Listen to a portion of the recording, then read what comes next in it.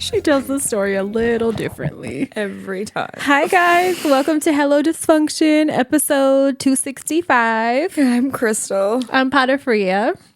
We just had to diffuse a little emergency. Pause, restart. Yeah, here we are.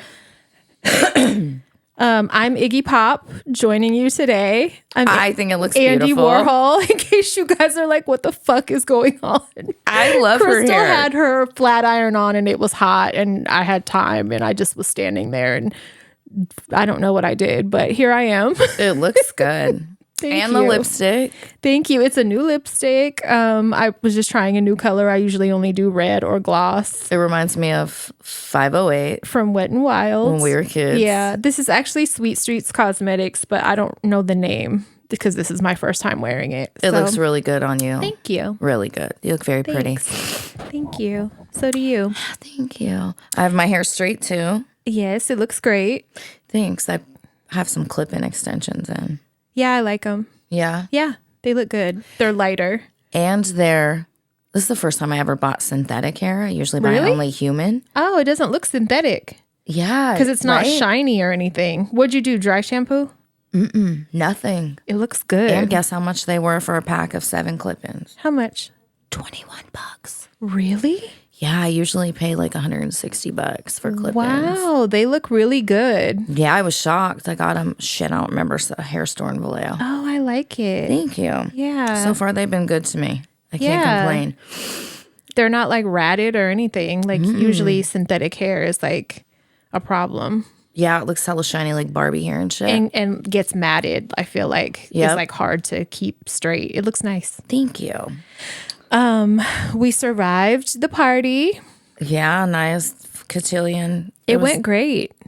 It was a lot of fun. It was. I just don't like having to be a host because I can't hang out with anybody. Yeah. I just was like running everywhere the whole time. But it was really nice to see all the love. Yeah, for sure. And watching the video made me hella emotional. Me too. Yeah, it was nice to watch it without the anxiety. Yeah. It's a different experience because when I was she there. made a speech. I did. I made a speech actually, yeah. And it was I wore a dress and it wasn't as bad as I was worried about. I survived. So it was nice. I was just so like alcohol I found is my crutch when I'm in social settings and shit. And I've said before, I haven't drank since April, the very beginning of April. And, you know, I never considered myself having a drinking problem or anything, but I didn't notice until I stopped how much that was what I would lean on. You relied on for social? Yeah. And without it, it's very hard to acclimate and to kind of just relax. Yeah. And not be, I think I was clenched the entire time. Were you? Yeah. The next day I felt like I had a hangover because I was coming down from social anxiety overload and just was your body sore from tensing? Yes, my whole entire body was sore and I had like a headache and I was just so depleted, like no energy, could not fully wake up. Like I probably could have slept the whole day. I slept in, I think I told you, till like 12:30. Yeah. I was so whooped. And it wasn't a night, like a late night thing. Like I think I was home and in bed by 11:30. Yeah. But it was just the social interaction gets harder for me, I feel like as I get older, and I'm sure the more I isolate, it doesn't help. Right. But I really had a good time. I enjoyed it so much. And I'm probably going to push myself to get out a little bit more. Yeah, it was nice to like get dressed and have a reason to get cute. And I really liked it. And I had a really good time. Yeah. A really good time. She loved it. Peez had a really good time. Peez, of course. I was like, give me a break. Give it a rest. At one point, she's mouthing to me, get the fucking microphone from her. And I'm like, fuck you. She had the microphone like 5 times. It was She was great. singing Peaches. She was singing Happy Birthday. She gave a speech. She did. She just had so much to say. Don't even get me started on the dance floor. She did. the fucking splits. Multiple times, multiple directions. She was fabulous, as always. At one point, I went over to the table that we were sitting at. We were with Rich and Will. Leia, thank God, was my person to cling to for the day. Thank God she was there because you were occupied. And I don't know, I would have been like... On Carolyn? Yeah, or Will or somebody, you know? But I was clinging to her the whole night. It was great. But we and Carolyn, we were all at a table together. Will was drunk when I got there. When I got there, he approached my car with a bottle. And I was like, oh, you're starting early. And at one point, like his kids, Lisette was with us. We were all at the same table. I got there after they did. And I guess they were like roasting each other. And the kids? And Will. And at one point, I guess Peez and Will were going back and forth. Oh, my God. And she was like, you're white, bruh. Like, that was her insult, like her roast. You're white. And that was like her mic drop moment. And Will was crying, laughing. And he was like, fucking great. She just told me that. And like, I have no comeback. What do you say? Stop. Like, what are you talking about? Stop. And then she was like, you don't have hair, bruh. And like, the way she be saying bruh and period is so trying funny. to be one of the guys, like trying to be extra cool is when she starts calling everybody bruh. And yeah, they were going back and forth. She was having a time. Oh, she's so funny to me. You know, I enjoy her being wild. Yes. Brings me joy. You encourage it. For sure. Where I'm like trying to hide. For sure. It just was a good night. It was a really good night. I will say that planning this is not planning and organizing and like prioritizing are not strong points, are not assets of mine. And it was more stressful planning this than it was my fucking wedding. Yeah, for sure. Way more. You know, Nyah has to like approve of everything. And I will say she was very chill. Bridezilla or like, but what's the word for a birthday? I don't know. Birthdays. Everybody was laughing because I guess she like had a fit right before the party or something. Oh, you don't even know. I was like, I'm not even saying my speech. Stevie was like, I just said my group, let's go. Like it was too much. Oh, she was screaming because the dress, it's very huge. Yeah. And the hoop skirt can go on through the feet, but the dress actually has to go over the head. Oh. And she already had her hair and crown and shit on. Oh, yeah. I was like, oh, I don't want to do this. Yeah. I'm staying home. I was cracking up. I mean, I kind of expected. But other than that, she was great. She was. Yeah, and all her friends are so sweet. And love. Just everybody there. It was all love and hella nice. I loved it.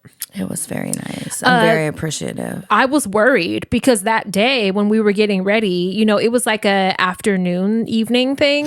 So we had plenty of time. And so we were like at the house just kind of like getting things together before we got ready. And you know, Stinkers is on crutches sometimes, some of the time, but he has a big ass leg brace on and he's limping badly. And, you know, Peez woke up that day and decided she was injured too. And so I was like, what is going on? And she was like crying and acting like she couldn't step on her leg. And at first I thought her foot was asleep. And so I'm like trying to wake up her foot. I put her in the bath. When she's getting out the bath, she's complaining, all that shit, to where I gave this bitch Motrin. And I'm like, let's just sit and see. Like, do you need an ice pack? Like, whatever. She's like pointing to an area. I don't know what the fuck happened. And then I think we were putting on her shoes or something. And Bunny was like, Mommy, she's doing that thing again where she said the wrong foot. And I looked at Bunny and I was like, I already gave her Motrin. Like, she's drug and seeking. she's like, I know. And so I was like, stop. You're not going to go to the party. Stop. The whole way out my front door to the car, she's like crying, my leg, I can't walk. I said, if you don't stop, you're not going to the party. It's not fucking funny. It's not funny. You're lying. Okay.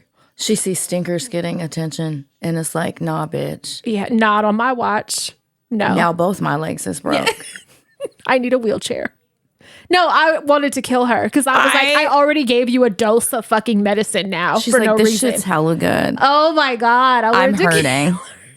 She's the drug seeker. Yeah, she has been obnoxious lately. This morning she yelled, like we're in bed and we had just woke up. You know, my room be like pitch black all hours of the day. So sounds fucking it's wonderful. Pretty late when we wake up and we're laying there. And I know she's like kind of waking up too. And she's like, Mom, my ears are tiny, and like is scared. And I'm like, stop. And I'm like, you're small. Like your ears are going to grow when you grow. They are. Okay. And like worried, but like being reassured. About her ears. Yes. They're tiny, Mom. I said, they're going to grow. You're small. Everything is going to grow when you grow. They're going to grow. I said, you have to eat your food. Okay, I eat and then they grow. Yes. Of all the things to be worried about. That's what she woke up and I wonder what made her think of her. Probably a dream. I don't know. She's been having nightmares lately and it breaks my heart. Is she? Yeah. So whoever Alex is from preschool. Count your days. Yeah, basically. We're going to whoop your ass when it's time to go back. I guess he pushed her. In her dream? Yeah, and she woke up crying and was saying Alex pushed her out of the group and said she couldn't play. And she was crying tears. Like, it broke my heart. Yes, and then when it was time to go to bed, she said it again. And she was like, I don't want Alex. I don't want. And I said, it was just a dream. It wasn't real. Like, and so I'm telling her, like, nice things to think about Disneyland and, like, fun stuff before she goes to bed to not think about Alex. Fucking. You're in trouble, Alex. You're in trouble. Stop fucking pushing her. Out the group. It's mean. Yeah, it's really mean. Poor thing. Yeah. Fuck. Yeah. Poor baby. You know, Peez is a little special. She probably got a touch of the ADHD. For sure. Speaking of, I did my fucking 3.5 hour evaluation today. I didn't realize it was that long. So let me tell you how the day starts typically. I mean, not typically, but in typical fucking fashion. I couldn't sleep last night. And, you know, to fall asleep, I have to, like, be stimulating myself, whether I'm, like, playing my game, reading a book, not masturbating. But, you know. Like, absolutely not. That never even crossed my mind. Okay, good. Well, I don't want no one For else. others. Yeah. So they're like, you're flicking your bean to get tired. No, absolutely fucking not. No. TV has to be on. Mm-hmm. I can't be in silence or dark or... So... I thought I had been charging my phone when I was smoking earlier. Apparently I didn't. I was playing my game to fall asleep. Well, my phone died, so none of my alarms went off this morning. I'm under the impression my appointment's at 10:30. Mm-hmm. I jump up at 9:30. I hurry up, throw on sweats, fix myself. I leave. I get to Kaiser at 10:45. So I'm 15 minutes late for my fucking appointment. But you got that 15-minute grace window. Mm-hmm. Oh, no, my appointment was at 10. Oh. Mind you, it's farmer's market day at fucking Kaiser, so it takes me hella long to park and get in. Yeah. Ridiculous. The girl's like, let me send a message to the doctor. Then she's like, you know what? He's not responding. I'll have him call you to reschedule. I'm like, fuck. Like, it's already so hard to get these appointments. And I'm like, fuck, dude. I'm like, I'm just going to drive the streets, you know, for a while. Thankfully, I did that. Because the doctor calls me and he's like, if you're in the area and you can get back here within 30 minutes, we'll do your appointment. Thank God. Like, otherwise, they're like, we'll see you next year. Yeah. Mm-hmm. So I'm like, I'm on my way. The testing they did today was like from the 80s. Mm-hmm. It's like a notebook. They show you, there's a drawing of an object on each page. And he has to leave it for 3 seconds. That doesn't sound like a long time, but 3 seconds is like 9 years. And I at one point I'm like, can you turn the pages faster? And he's like, I can't. I have to. I'm like, okay, fine. So at the end of flipping through like 50 images, then he flips through the back part and it has 2 images on each page, and you have to point out the one that you remember seeing. Do that, then do it again. Then we move on to this like computer, and it's like 1980s green screen. And the first round, you have to click the mouse when you hear the number 1 said, okay? Mm-hmm. It's just going back and forth between 1 and 2. Then the next round, you have to click the mouse when you see the number 1 come up between 1 and 2. The third round is you have to click the mouse every time you hear or see the number 1. Mind you, it's not only saying 1 and 2, it's now showing 1 and 2. Yeah. Yes. Okay. That overwhelms me. I can't focus on both. Yeah. So I choose to focus more on the audio. Then after that, he shows you a paper with like 14 things on it, then gives you a piece of paper you have to write down everything you remember from the paper. Then did you do okay with those? Yeah, that one I did good so it was 15 images. I missed 3. Really? Yeah, I was able to draw 12. I was telling you that I got sent to, I did all of that in my screening that I had to do for the state, and pattern recognition and shit. I like failed all of them. And I was like crying in the appointment. They were like telling me to calm down. I got sent over to this old ass doctor's office by Montgomery Wards where it used to be. Oh shit. And I did it there, and everything was like 80s, like you said. Yeah. Like they should I don't know. It just felt very old. Yeah, right? Yeah, I did not do well. Did not. Well, my memory is very good. Oh, and yeah. So true. I told him, I said, I'm known for having a good memory. True. So I did really well on remembering what items I saw. I did really well on the order that they come in. Not necessarily that, but the looking at the 15 things on the paper and being able to draw what I saw. He gives you like 5 seconds to look at it, and I drew 12. All I missed was 3 shapes. And then the last thing you do is a booklet, and you have to, oh God, I'm lying. There's a piece of paper, and the writing's like this big. And there's boxes like this big along the paper, and it's filled with tiny letters and numbers. And you have to go through and mark off the 2s and 7s, okay? And you get like, I don't know, 6 seconds in each one. And he goes next. You got to mark as many as you can in that time. And then the last thing is a booklet, and it's the letter B. And you have to circle all the B's in all these different pages, right? And you're timed. I did good with all that. Good. Then he's like, toward the end, he comes and sits in front of me, and he's like, so, and mind you, he was very nice the whole time. Older white man.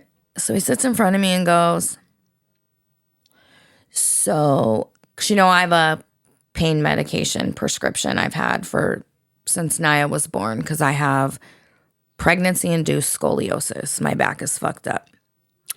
And it's a very low dose. It's nothing fucking hardcore.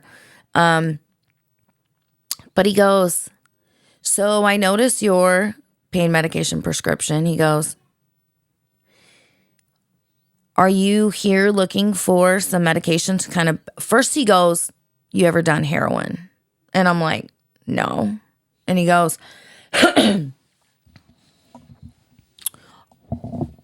if you're here looking for some meth to balance this out, I'm just letting you know that's not what we're here for, and we will not do that for you. And I looked at him and I was like, what? And he goes, sometimes do you take benzos and stuff, to kind of even yourself out? And I'm hella confused, and I'm like, what? No. And he's like, you don't smoke no weed? And I'm like, no. You don't drink? I'm like, no. Yeah. And he goes, you sure you're not looking for some meth? And at that point, I get really mad because, like I said to him, this is not the first doctor that's asked me if I do meth. I've had dentists. I've had other doctors. Yeah. Tweakers love to get at me at the gas station. So I got mad. And I started crying, because of course I cry when I get mad. And I raised my voice, and I'm like, please tell me. I said, you're not the first fucking doctor to say this to me. What the fuck about me screams tweaker to you? What about me screams I want meth? Like, what the fuck? Like, please tell me. I said, you ain't got to give me no meds. Yeah. I want a diagnosis, so I know I'm not crazy, because I feel like I'm going fucking crazy. Like, you don't have to give me shit, but what about me screams, I want fucking methamphetamine from you? And he goes, well, looking at your test scores from the computer testing. He goes, either you intentionally threw the test and are seeking drugs, or... Which some people do. A lot of people do. So he goes, either you intentionally threw the test and are looking for drugs, or you have severe ADHD. And I just sat there and looked at him. And he goes, I forget what he goes, I have college students coming in here all the time trying to throw the test. So mind you, I'm still crying and I'm really mad. And I'm like, I said, I understand you need to do your job, but it's so fucking offensive. I'm like, you have no idea how bad meth destroyed so much of my childhood. Yeah. Like, yeah. To be accused of doing the one drug that I've never done, that I will never fucking try, is so offensive. But you just have to understand that what is prescribed for that is meth, chemically meth. Well, so you have to like take that into consideration and try not to get offended. I get it. I get all that. However, like the fucking fourth medical professional, like, I'm so over it. That's why I was like, you don't have to give me meds. Yeah. You can just give me a diagnosis and I'm good. Yeah. I was like, do you want me to piss in the cup in this room in front of you? No, I don't drink. I don't do drugs. I don't do anything. And, you know, I'm crying and, you know, then he starts asking me about my childhood and shit. And I gave him a little rough breakdown. And he goes, either you're the most incredible actress I've ever seen, or he's like, which I don't think, or you truly do have severe attention deficit. Yeah. And I'm like, I do. I know I do. I said, and it's gotten worse since perimenopause. It's been whooping my ass. Growing up, you were never like this. Like, I thought about that. Not this bad. No. You were quiet. Like, now you can't stop talking. Like, you're a whole different person in a good way, but like, you're a whole different person from like when we were teenagers. Like, you were not like this at all. And so it's, yeah, around new people, I would be a little shy. I mean, I was always like kind of talkative and outgoing, but not anywhere near what I am now. Yeah. And, you know, growing up, I was always disorganized, called lazy, fucking, scatterbrained, had poor impulse control. But outward presenting, never. You're like a different this. person. So like, and I tried to make light of it. Like, remember there was somebody that we both know that I thought was like on meth, and you were like, no, she has severe ADHD. Okay. And so I said, like, I know you, so I don't look at you in that way, but other people might get it confused too. Plus, I mean, just to get a prescription for prescription meth, imagine what type of people are coming in there and like playing the role. Yeah, that's why I told him, like, you don't have to prescribe me anything. That's good that you said that, like, because you said you just wanted a fucking diagnosis, right? So I know I'm not crazy. Yeah. That's why I started getting worried when you were suggesting it to doctors or like saying that you tried it and you got it from a friend, because that's like a flag, and like that's going to definitely prolong your diagnosis or like get in the way. Yeah, I already had told them, so it's noted in my fucking shit, but I'm not lying. Yeah, like, yeah. And thank God it was in person, because then they could see it for themselves. Yeah. And, you know, yeah. And so he apologized. I mean, probably like fucking 50 times. And I was like, no, I get it. Yeah. It just fucking gets old. Like, yeah. You start to question, like, do I look like a fucking tweaker? Yes. I mean, think about it. I get asked, I'm so am over I on it. heroin or whatever at the dentist or like anywhere at the nail shop? You know what I'm saying? It's so like, fucking offensive. Yeah. There's a lot of judgment. But then when I had said, I've never done meth, I'm like, I've done fucking shrooms fucking 22 years ago. And he's like, those are good for you. They might do you some And I'm good. like, yeah. So he apologized like 50 times. I was like, it's okay. You don't have to keep apologizing. I'm just over it. Yeah. I'm over it at this point. And my other thing was, if I was looking for something to quote, balance me out, I would have started looking many fucking years ago. Yeah. You know? Mm-hmm. So he diagnosed me with thank God. severe. Yeah. No surprise there. No surprise. Mm-hmm. He is referring me for medication and therapy. I think it's good. I mean, both. We've been saying for so long, as long as it's not group therapy, like it'll be good for you. That's and what I told still, him. That was one of my goals for this year that I haven't even made any attempts at, but I wanted to do therapy too, just because I know how bad I need it. I don't process things right. And it's hard. Life is fucking hard. And maybe that'll help it a little bit. Yeah. I told him, I was like, I've done therapy a lot. I prefer to compartmentalize. And he started laughing. He was like, not really the best. And I was like, I'll do it again. Yeah, see how it goes. I'll do it.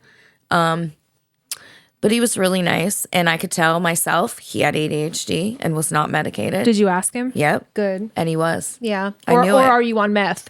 I could tell. I could tell by his storytelling because it had like 6 branches. Yeah. And I'm like, hi. Twins. Yep, exactly. Twins. But overall, I would say it went well. I'm so glad you got it done. Like, that's such a huge step in the process. And like, God. I never want to do it again. Essential. Like, it has to be done. Like, that you have to meet in person so they could really see. And I'm sure it was great that you showed up fucking late and, like, so they can see what your life is like. Like, yeah. Yes. So I'm just glad it's over. I feel exhausted. Yeah. But also relieved, maybe. Do you? I do feel relieved. I just, from crying, your eyes like hurt. Yeah. So that. For sure. My voice hella rough too. But I am relieved and I'm glad it's done. Me for too. Sure. Yeah. 100%. And I'm excited for my meth. No, yes. I'm just excited. It's confirmation of what you have going on, which is always good for me. And I'm excited to see if I can like do adult things. Yeah. And like just if life can just get easier. Yeah. I don't plan on taking it every day. Yeah. But days that I know I have shit to do so that I don't sit there for 7 hours. Yeah. And feel overwhelmed. Mm-hmm. And I can do stuff without sitting in my car for fucking an hour before I get out at the store. Like those things I look forward to trying. Yeah. Like not having an apartment in my brain sometimes. Yeah. So we'll see. But it's done. I think it'll be great. Yeah. So that's good. I'm so glad you got that done. Yeah, I really hope Stevie changes her mind and maybe if she sees you, go through the process and be happy, then because she's just like me. That's one of the confirmations for me. Yeah. Yeah. That's like, she's so young to be at that level, like I look at her sometimes and I'm like, it took you a lifetime to get there to that point. And she's there now. Like she was my mirror. That was one of the things. And I was like, oh my God, I do that. I did. Oh my God. I'm having a hot flash. I'm going to take this. I'm hella hot. That's something to try. Cute. Yeah. Yeah. I've been breaking out in hot flashes again.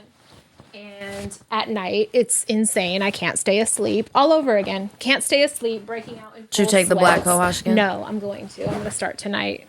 I have to dig it out because I put it in a drawer. I have some in my nightstand if you just want it. I have a bottle. Okay. I'll take it. But it's all over again. Like my shirt feels wet. Oh, out of nowhere. Yeah, it's disgusting. It's the worst. One thing that I think I already mentioned it to you, but since I started taking that, is it hydroxyzine? Yeah. Since I started taking that at night to like when my brain won't shut off when I need to take it, I don't know.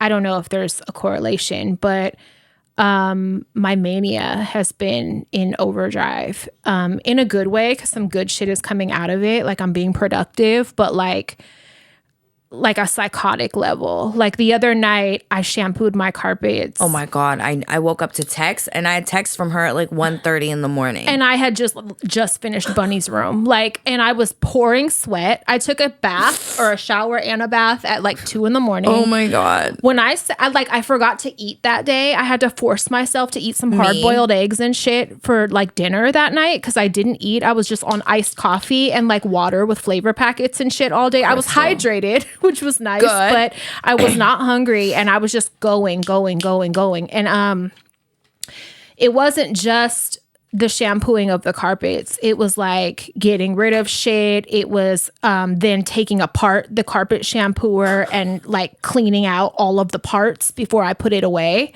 Like that's not a step that was included before when I used to do it. That's new. Like hindsight, I'm I added like a lot of other steps that had to be done.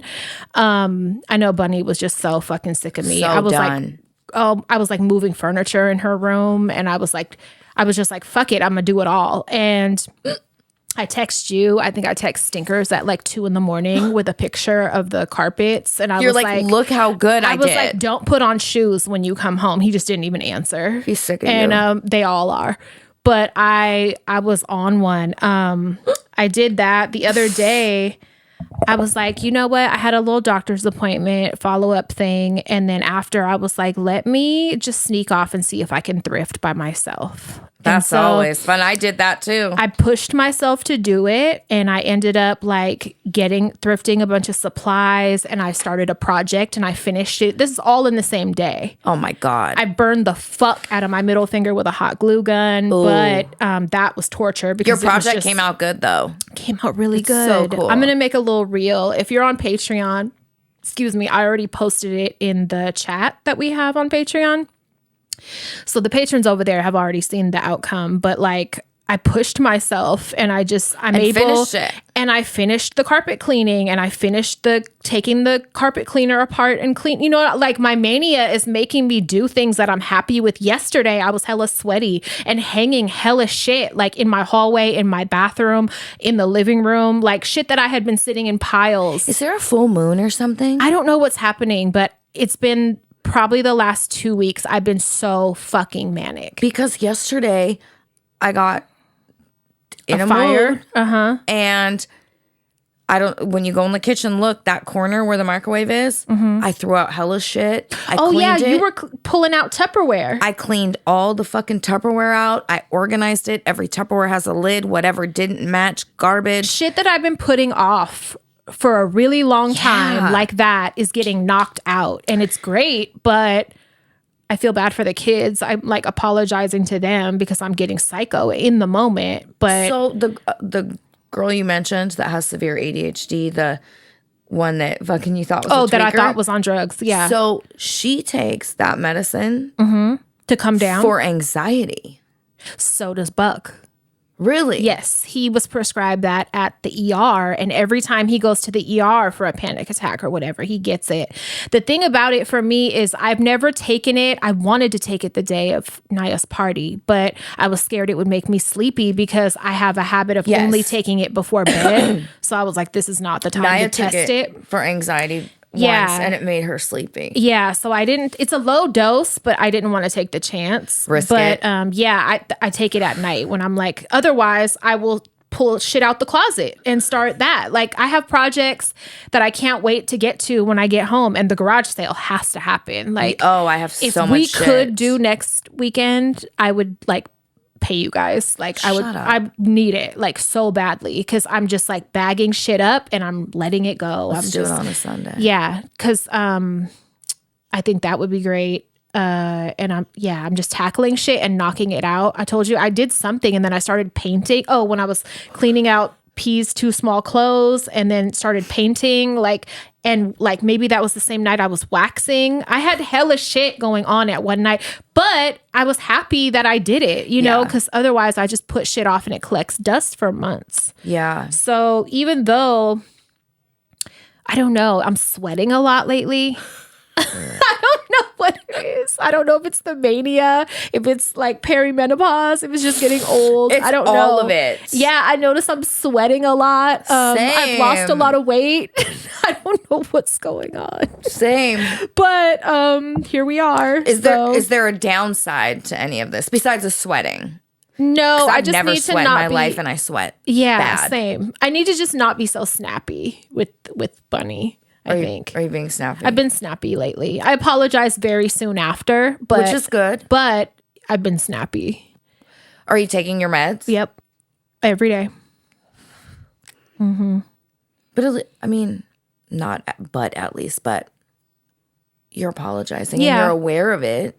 And it's provoked, it's like, how many times do I have to fucking tell you the same shit? That's what it's not for no reason. I'll say that. Yeah. You're not just flashing. Yeah. And I'm not like calling her a bitch or anything. I'm just like, what the fuck? Like, how many times do I have to ask you to do this? Okay, fuck it. I'll do it. Like, it's shit like that. Yeah. Yeah. You have ash right here. At least it fucking burnt titty. I got a fucking mark from that. But yeah. So it's been eventful. Well, good. At least you're getting stuff done. I am. And thank God. Very productive. We don't have like an 8 to 5 where you have to get up super early. We have we're fortunate, Mm-hmm. I've already been making plans in my mind for when they go back to school, though. Like, I think I want to drop them off and then just go straight to the gym. Don't even go back home first. Let's just do go it. Straight to the, Get like, it over. it's to the point where I was going to make an announcement on Twitter today that I will hire a trainer, but I was like, I could pay one of y'all, or like, if that's what it takes. But I need a trainer because I need to be told. No, we just needed a little bit of recovery time, and then I wanted to fucking get the TikTok shit done. Yeah, but I'm fucking ready because I was looking at my arms and the photos, and I was like. My arms and my back. I was like, it's better than it was, but it could be better. Could be better. So. Yeah, I agree. But yeah, I'm already making plans for when they go back to school and shit. Good. I like that. When I worked out in the morning early. I would get up at like 6 and go work out. Well, I'm not doing all that. I'm not doing that either. Yeah. But once I drop them off, like, let's do it. It's all good before I even go back in the house. Over the weekend, when I went to return the tablecloths, I snuck and went to Goodwill by myself. You did. And I found some treasures, but it was a Goodwill in Vallejo, and the gentleman ringing me up had asked how my day was, and I was like, it's a good day. I said, it's a bum day. And he was like, is that good or bad? And I was like, that's good. I don't have to do anything. Oh, good. And he goes, what do you do? And I'm like, I always feel like a douche when I say I have a podcast with my best friend. I do too. I never know how to answer the question. And then it's even worse having to say what it's about. I don't know what this is about. Who's going to want to listen? I don't know what my life is about. How can I describe this in a way that anyone would want to listen? I take like 2 minutes and fucking just go into a tirade. I try to just be like, well, and I start laughing. And then I say, me and my best friend, we talk about current events, sex work, mental illness, fucked up childhood, raising kids, fucked up childhood. And we have really fucked up humor. Yeah. And then I always throw in at some point, and I'm a dominatrix in case they want to, shoot their shot. Yeah. Yeah. Love it. So I'm like, I have a podcast with my best friend. He's like, gets this like quizzical look on his face, and he's like, what's it called? And I was like, Hello Dysfunction. And he goes, wait. And he pulls out his phone and he's like, does your sweatshirt have like, is it black with like 2 girls and one has a cigarette? And I was like, yeah. Shut the fuck up. And he goes, I think you're my wife's favorite podcast. Shut and I'm up. like, no. And he goes, hold on. So he's trying to call her. He's like, I think she's feeding our baby. They have a new 2-month-old baby. Shut the fuck up. He finally gets her on the phone and he's like, hey, Abby, guess what? Guess who I'm standing with? And tells her, and we are her favorite podcast. That would make my day. That's what I said. You made my day. You have no idea. I'm so thrown off when people tell me they listen. And I shouldn't be by this point. We've been doing it for so long. Yes. I don't know. But it's so unbelievable when I'm told. I get so excited. Yes. So I got a FaceTime with her. Oh, shut up. Her name's Abby. Hi, Abby. Hi, we love you. Hi to the baby. Yeah. Just want to let you guys know you That's totally great. made my day. I'm jealous that she has a husband that works there because they probably get first dibs on the all treasures. the treasures. And then I'm like, what a good man. He's like, I think my wife would love this. I love that. Very sweet. Very sweet. That was definitely a highlight. Very cool. I love when that happens. Yeah. It makes me all excited. Yeah, that's cute. Yeah, I was like, we love you. Thank you for listening. Okay, hold on. What? Speaking of like awesome husbands, I just want to take a minute to congratulate Leanne Mexikish for getting engaged. Did she? She got fucking engaged. Oh. Her man did it in the best, most in the Goodwill? fitting, at the Madonna Inn. Shut up. Just everything. I'm not even going to share Madonna too Inn much is so details. fucking I'm just cool. going to say she has a vintage opal ring. And I want an opal ring. Goddamn. It's just amazing. He did such a good job. And like, I love that. Sharing the plans. I'm so nosy. I love that every step of the way she's sharing what he's planned. I bet it's going to be a cool ass wedding. There's massages booked for this engagement day. The day he asked her, I guess, like massages, steak dinner, like all this shit at this place of all places. Like he just knows her so much and did it the most appropriate way. And I love them as a couple anyway, even though I'm so anti-couples and all that stuff. No, and she's very deserving.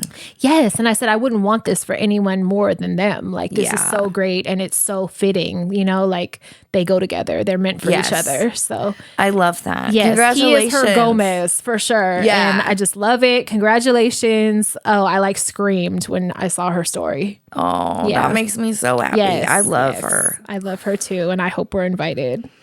Just going to throw that out there. While you say that, having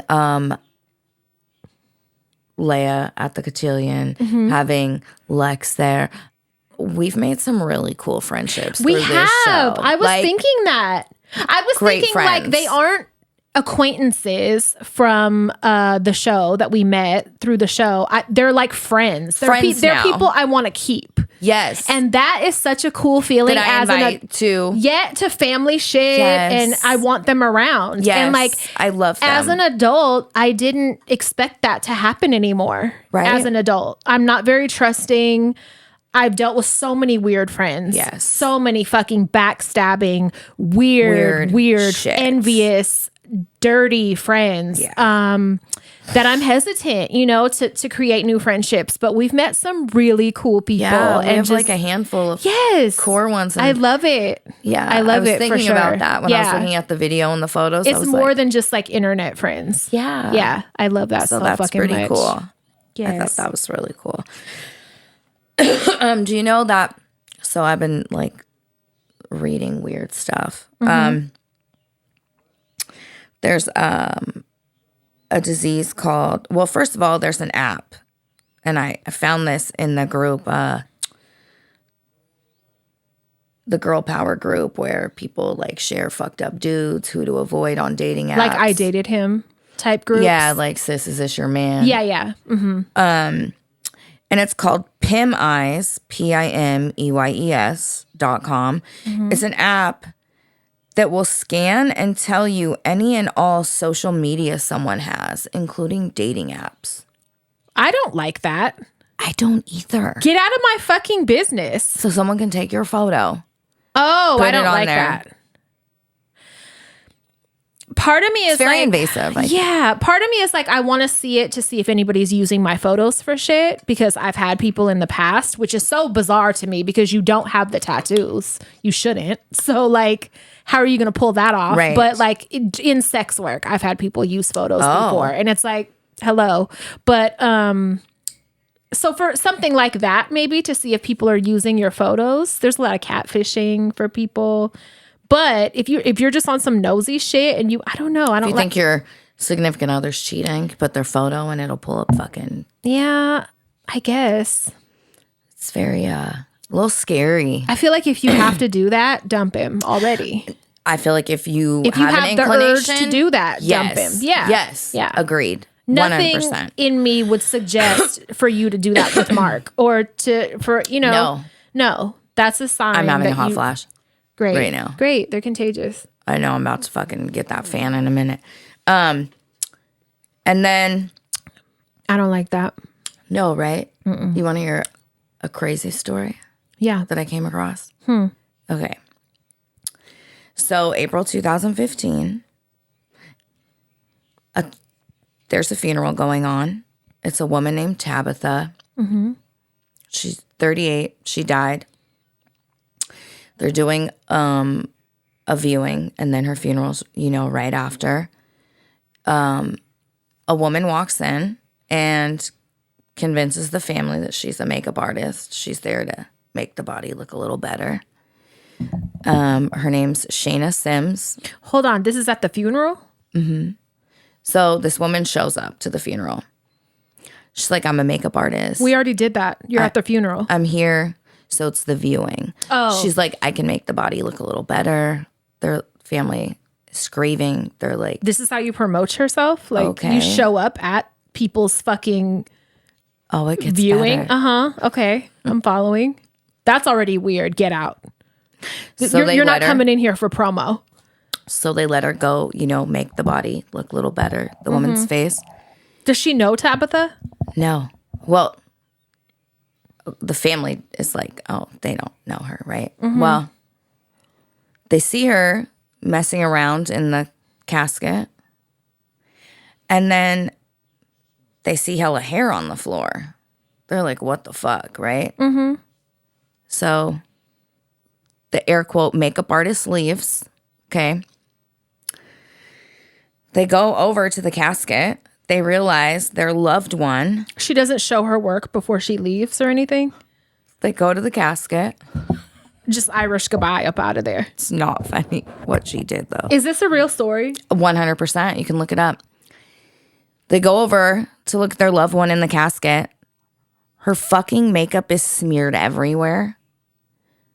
The woman had ripped hunks of her hair out, sliced her from her forehead to under her nose. Bitch. Cut off one of her toes. Are you kidding me? Cut off one of her toes. Stole her shoes. And cut her breasts off.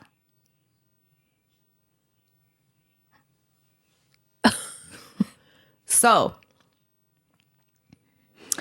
I'm going to read you what I wrote. April 2015, 28-year-old Shayna Sims posed as a skilled makeup artist and was able to enter the viewing/funeral of Tabitha in Tulsa, Oklahoma. She then proceeded to go up to the body in the casket, smear the woman's makeup, rip out chunks of the woman's hair. She slashed her face from hairline to under her nose, then crudely cut off her breasts and one of her toes. She also stole her shoes. The body parts have never been found. When she was apprehended, she was found with a pocket knife that still had blood and hair in it. Apparently, Tabitha, the woman that had passed away, was a longtime high school family friend of Shayna's husband, Monty. Shayna claimed Tabitha was fucking with her husband, but Tabitha's relatives say there was never a romantic relationship between Tabitha and Monty. So she's delusional. So no one knows why she did this. Shayna claimed during trial proceedings that she was bipolar and schizophrenic. The judge had her evaluated. She was found competent to stand trial. I was just going to say, this sounds very schizophrenic. Shayna was initially charged with dissection of a corpse and burglary. I was going to say theft. Like, oh, wait. And shoplifting? What do you call this? Burglary, because after she did that at the viewing, she then showed up to Tabitha's apartment, still pretending to be a funeral home worker for the people that was at her apartment, so she could steal her jewelry, bitch. I was talking about stealing her titties. Bitch, that's burglary. That's theft. You stole my tits and my shoes. My toe. My fucking toe, bitch. Why my toe? It's very schizophrenic. There's something going on. So in 2017, she was sentenced to 20 years. Okay, good. But after only serving 4, was released due to an appeal and a Supreme Court ruling on tribal jurisdiction because the victim was Native American. So she got out on this technicality where it should have been trial handled by the tribal jurisdiction. Okay, so then let them handle it. That doesn't mean let you out. So she gets out. But then in 2023, the U.S. Supreme Court clarified its ruling by saying if the suspect is non-Native American and the victim is Native American, state prosecutors can still try the case. Double the time now. Now you get double the time. 40 years. So she was sent back to finish the 16 years she had. Good. Can you imagine? You're at my funeral. What are you doing? What the fuck are you doing? Somebody comes in and cuts my tits off. I see your hair laying by the casket. And I'm like, why did they give her a haircut? She didn't want a bob. She has those new extensions. She did not want this. What did they find her from camera footage or something? What the fuck? When she left, the family noticed hair on the floor. And this is over jealousy over a man. Like, girl, no. You don't desecrate a fucking body and do all that. What? You're a bold bitch. As fuck. You're bitch. bold. Where'd you put her boobs when you cut them off? Where are they? Where'd you hide them to get out without people seeing tits in your hands? In your purse, in your work bag, your makeup bag. She put the tits in her bra, bitch. I don't know if she did. I was gonna say, bloody tits in your bra as you're walking out with a wet blouse on. And she's never revealed what she did with the boobs or the toe. I have a real problem with that. Isn't that nuts? Yes. Smeared her makeup, cut her face. You fucking just bitch. Causing havoc with people that are already grieving and hurting. You just come in there and you act a fool. No. Because you think your man was banging her. The police wouldn't have even been called. I'd have found that bitch and went to work on her ass. There's no way. That just, it's scary, and it makes me think of schizophrenic people. I have a bit of a stalker. We've talked about him before. He's accused me of human trafficking Lil Debbie. He's accused me of human trafficking his friend, some name that I don't even fucking know. We've had to block fucking IG accounts. Multiple accounts. Oh my God. He's wrote to people in our comments. I've had to message people back like, don't listen to this person. It's like, wild shit. He's gone onto their pages and said, oh, you support a trafficker and like all this. I'm making a documentary. Yeah, all these. I've talked to the FBI. He's included one of my exes in some of the accusations. Like, it's just crazy shit. But like when you're in an episode or whatever and you really fucking believe that and you feel like you're being protective, like what if he came and killed me? You know what I'm saying? It could happen all because he thinks that I did this to these people, to whoever his friend is, and fucking Lil Debbie and like all these what? Like, it's crazy. It's really scary. We had a family friend, God rest her soul. She's passed away now, but at one point, like, how old shit? Like, when the kids were like 6 and 7, she became fucking obsessed with me. She started messaging ex-boyfriends from high school, all our mutual friends, telling them that I'm stealing her intellectual property, everything I was writing on Sunshine and Schizophrenia that I had stole from her. And she lived locally, and I actually went to the police department, and I was like, is there anything I can do? She knows where my kids go to school. She knows where I live. Yeah. I know schizophrenia. Like, we know. Yeah. We know people do things they don't mean to do. And they could have the best intentions, but they're in a state of delusion. So like, you know, it's almost like, damn, it's not even your fault. You think you're being a hero or whatever, fucking attacking people. Yeah, no. Right. That's scary. And there's nothing. If it's online, there's nothing. The officer, you know, that I talked to was telling me, unless there is a physical incident. Yeah. Or a threat like, anything. I'm coming to kill you. Otherwise. Nothing. I don't like that. No, it's scary. I'll still handle it. Try that shit with me in person or whatever. Like, I'm not going to call the police about it. No. We already know that fucking... Yeah. Isn't a great fucking outcome. It's fucked up. So I wonder if Tabitha actually, you know, was just a victim of that. That's what it seems like to me. If there was no contact with this husband or whatever, like something just flipped a switch in Shayna's head or whatever and set her off. The articles were saying that she's been a long time family friend since high school. She was even friends with all of Monty's family on social media. So like... The good thing is at least she didn't kill her. At least she just fucking made a mess. Yeah, she passed away from an illness. Yeah. That's better than her killing her. Yeah, but what the fuck? God, what a mess. Right? I couldn't believe that. I was like, oh, I got to tell you about that. Yeah. It's a crazy one. Stinkers is going to give me a fucking heart attack. Girl, what did he do now? He just, we're waiting to see this specialist. I think we go next week to find out if he needs surgery on his leg. But he's very much disabled right now, like cannot walk freely without this big ass brace on his leg. And sometimes is using crutches. Sometimes he's trying to wing it without them. But he's not sitting down, and not to be telling his business because he hates when I do this. But he like got in a fight the other day. And I'm like trying to take a nap on my couch, like post mania come down. And I get a text from his dad, and he's like, can you talk to him? Like, he's not listening. He just got into a fight, like blah, blah, blah. And I'm like, hold on, today? Like this happened today? He just with left. His leg brace on? Yeah, he can't walk. Like he just left a little while ago. But apparently him and my nephew was out somewhere. They see some people they don't get along with. And there was like a physical altercation. Oh my and God. like, Maria, like you're out fighting on crutches. Like, can you chill? Can you He reminds me so much of young you. So I get on the horn and I'm like, hey, like you're going to have to sit down like until we figure this out, especially if you have surgery. You're not going to be out and about like that. So you can keep re-injuring it? Yes. How are you ever going to get better? This injury is already a year old. That's where we're at. Like it's not healing. Like what's going on? And you want to be out. He's like, I'm not no pussy. What do you think? I'm a pussy? No, like you. I can already. He tells me I'm not sitting in no house though. Like I've been miserable. I'm not sitting in no your house. car, bro. I don't care if you sit in whoever's house. It ain't got to be my house. You just got to sit somewhere. Oh my God. It's so impossible. It's that early 20s hard-headed, everything shit, dude.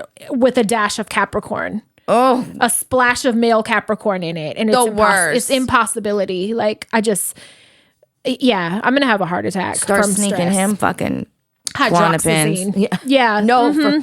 Crushing him up and putting him in his food. He ain't going to know. You just take a nap. You just lay the fuck down and you go to sleep. I don't know why you're so tired. I don't know why. It's something in the air. It's the weather. Lay down, buddy. Lay down and get some good sleep.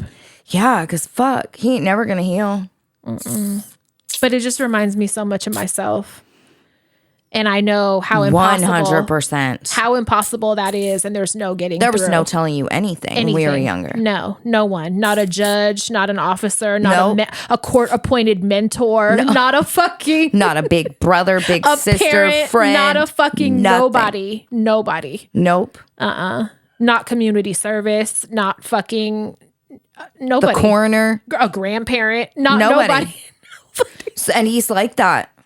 He's like, yes. At least his dad would listen to a handful of people. I didn't have that. So it's in his DNA. He's not going to listen to anyone. He's just going to have to get tired and wear himself out a little bit. It's like letting a bad kid run around and get ready for their energy nap. out. Mm-hmm.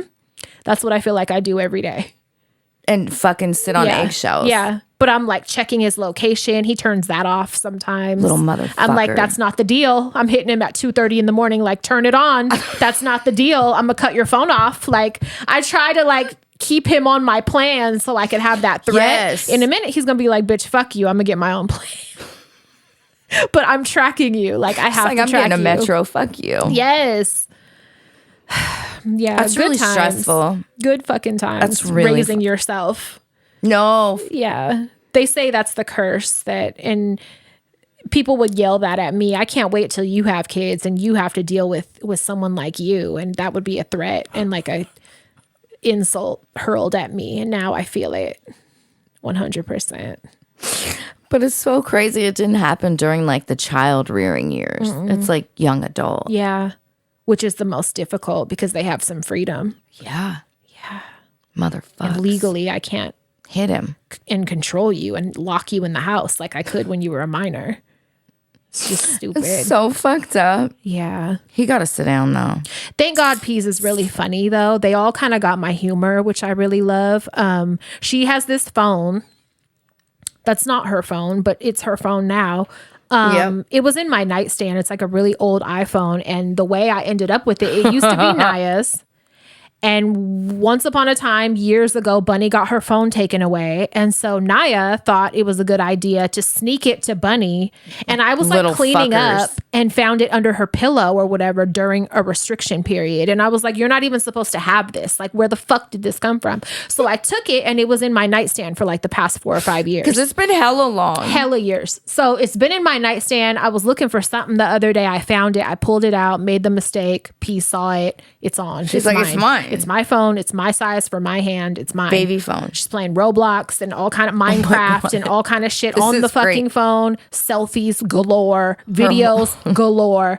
So at night, she's going through the media that's in the phone, right? Showing me pictures, videos. You know, she takes a million selfies on everybody's shit. She's doing that on this device also. She shows me this one picture and she's like, look, that's an old man.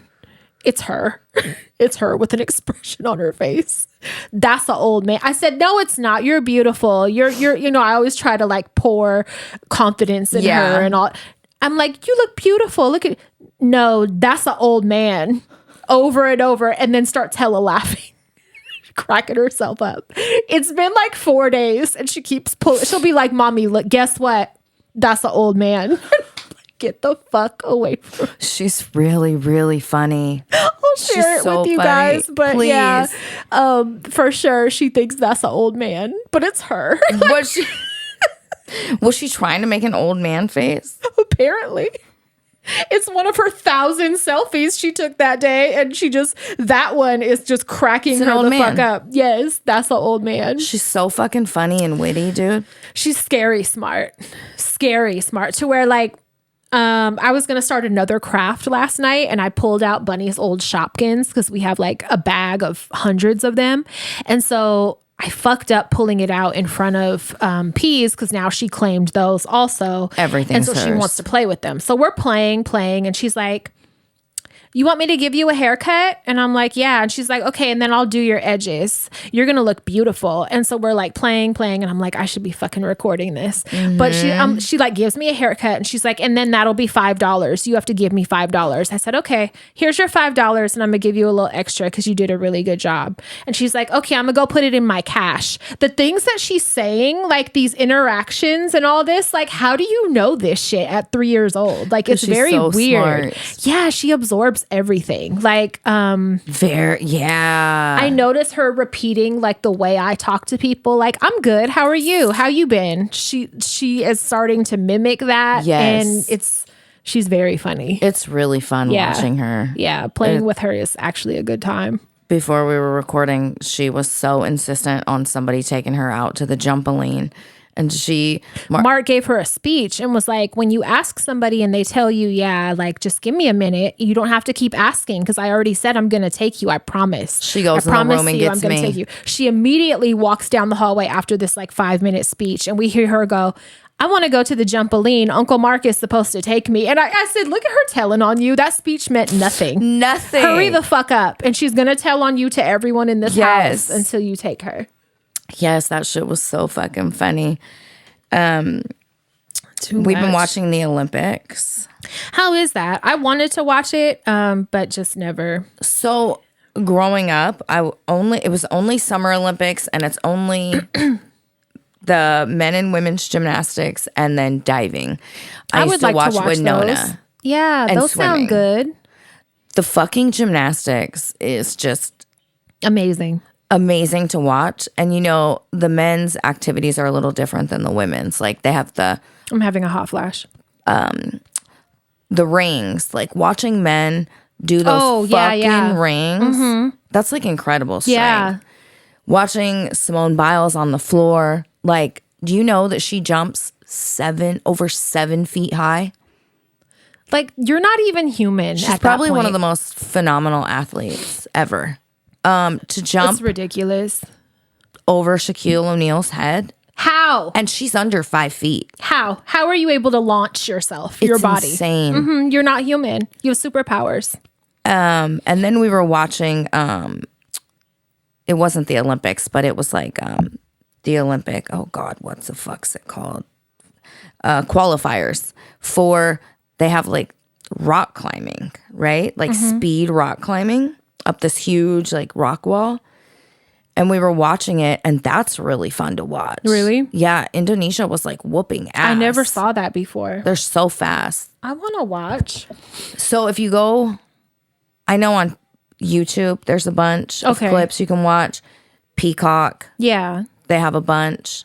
I'll look it up because that sounds like the gymnastics. Unbelievable shit. Yes. I would like to see. And to hear the judges, like I'm watching it like, these motherfuckers are incredible. That was amazing. And they're like, points are going to be deducted for that. That was a little blah, blah, blah. And I'm like, that reminds me of that meme of people like fat Americans eating chips in the bed. And they're like watching the Olympics. Olympian makes one mistake. You fucking suck. Try harder, loser, bitch. Like, that's like me in bed with hella chips. Oh my God. Did you watch I got through, after you told me Unsolved Mysteries was fucking on. I'm done. I watched the whole thing. The only one I didn't watch was the Jack the Ripper one. I watched them all. Why didn't you watch that one? Wasn't that the first one? Yeah, I've heard so much about Jack the Ripper. I wasn't interested. I wasn't that familiar with the story. But I breezed through them. I'm already done. I watched them on 1.5 speed. You know, you can do that on your phone. I just breezed through them. So the last season, I want to say there was like 9 episodes. So I thought it was going to be a good... I felt like it was only a few. It was only 5. So there's another season coming out in October. Thank God. We only have to wait a couple months. That one better have 9.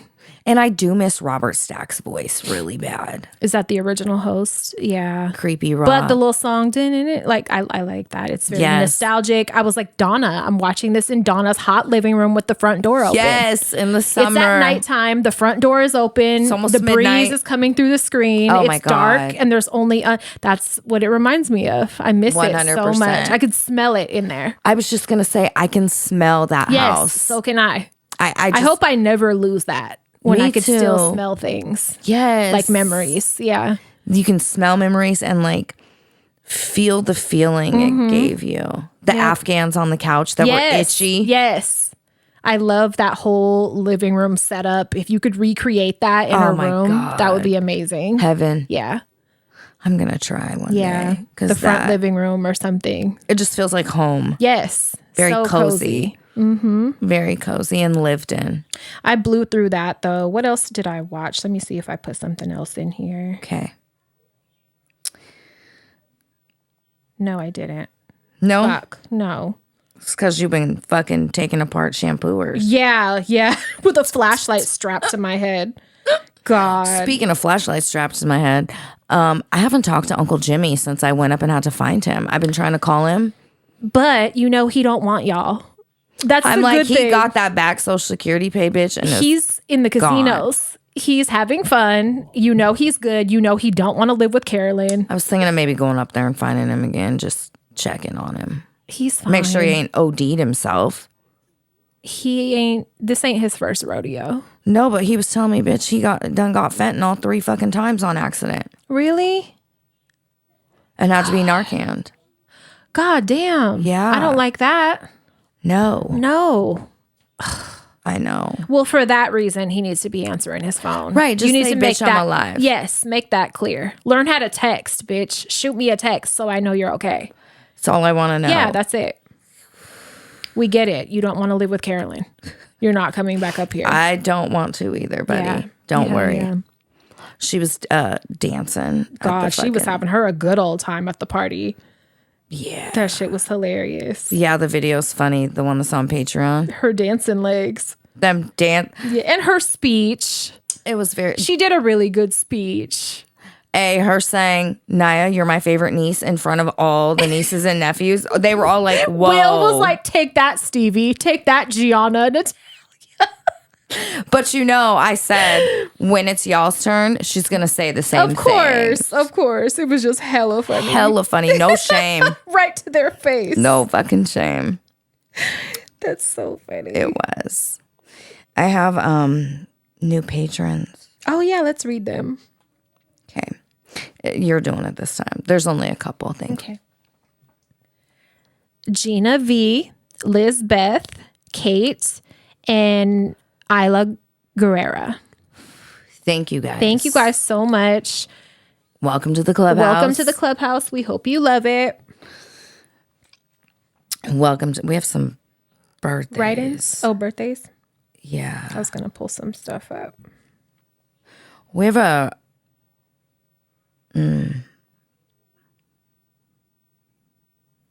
Actually, we do have a write-in. Sorry. We do.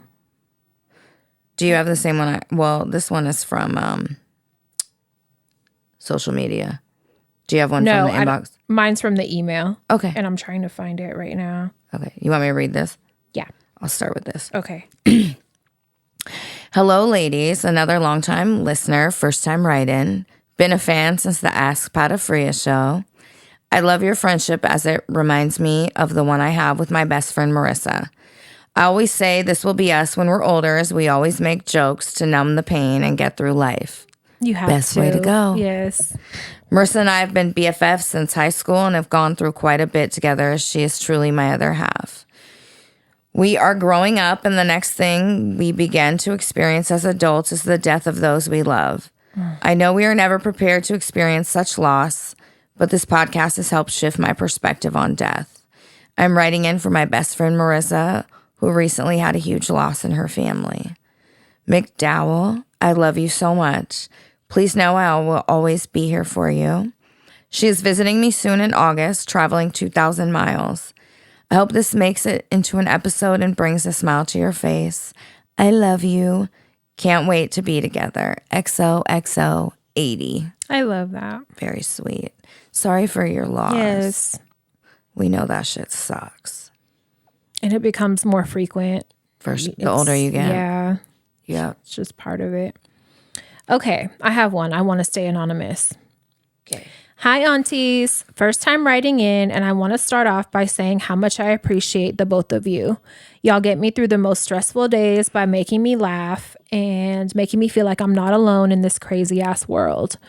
Also have changed my perspective on certain things, which has made me become a more understanding person. Oh, I love that. I'm so grateful to have come across your podcast, which was during a little after COVID, and I was on a road trip to the Madonna Inn. That's love a sign. it. We need to go there. I was just saying we need to take the girls. They have a big, huge heated pool and all those cool themed rooms. Beautiful. You been there before? No, I've just seen I have so to go. Many photos. And we could take pictures and we need to go. I was saying, let's take the girls. Yes, I agree. So this is our sign. Thank you. Yes. I literally spent the whole 4 hours listening to you ladies. I love it. I remember my boyfriend asking, who are these ladies? And me responding my new faves. I love it. So I'll keep this short. I had a best friend considered and treated like a sister, and she ended up being so fake and backstabbing me. Aww. Wow, did I write this? She was with my brother, but everyone hated her since she cheated on the brother with one of their close friends. Oh, Lord. She sounds like a real gem. I felt awful that no one wanted to be around her and began hanging out with her. I trusted her fully, brought her around my family, and never said anything bad about her. The whole time, she was running her mouth to my boyfriend, cousins, girlfriends, and our mother-in-law. Wow. She ended up moving out, and I thought I was done with her. It's when she moved out. Everyone told me everything she was saying about me and how fake she was, which really got me upset since I figured I'd never see her again. And let it go. I could have been just her and told everyone everything awful she said about them. I could have been just like her, probably. Mm-hmm. But I'm not like her and do not want to stoop to her level. Well, it's been a year and this shit is coming around like she didn't do anything to anyone. This piece of shit is coming around like she didn't do anything to excuse me? Wow. I was so furious and felt very disrespected, so I sent her a text message letting her know that we need to have a serious talk about some unresolved issues. She read my text and didn't respond. I bet she didn't. And continued to come over. I spoke to my boyfriend about her being there, but since it's not his house, there's nothing he could do. Also forgot to mention his brother has a new girlfriend, so I don't know why she's coming around. That sounds like chaos. This is a mess.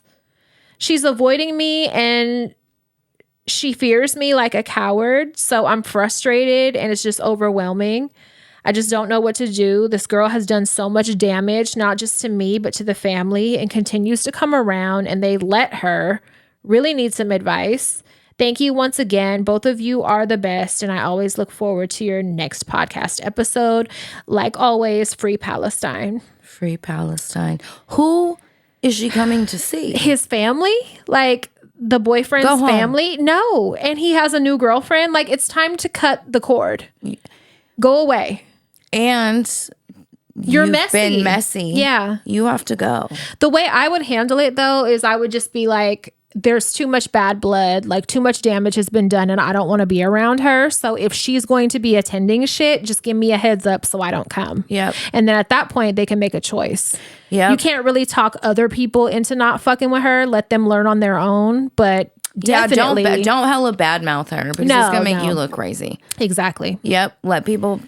They'll figure it out on their own. But in the meantime, separate yourself. Like you could send her a text and be like, she already did. Well, she just said we need to talk. Yeah. And I didn't get a response. Bitch, I'll never text you again. There's no way. Yeah. So just tell the family to give you a heads up if they plan on inviting her to shit, and don't fucking go. That is fucking drama. Yeah. I hate messy bitches. And that's pretty nervy. Yeah. Very fucking nervy. It's probably because nobody's called her on her shit. That's why she behaves like that. Because she's just running through the world. No repercussions. Causing havoc and getting away with it. Yep. Yeah, no. Okay, I'll read this one. Hi, Tias. Hey, girl. Shout out to y'all first for being the light of our HD fam. Oh, we love you.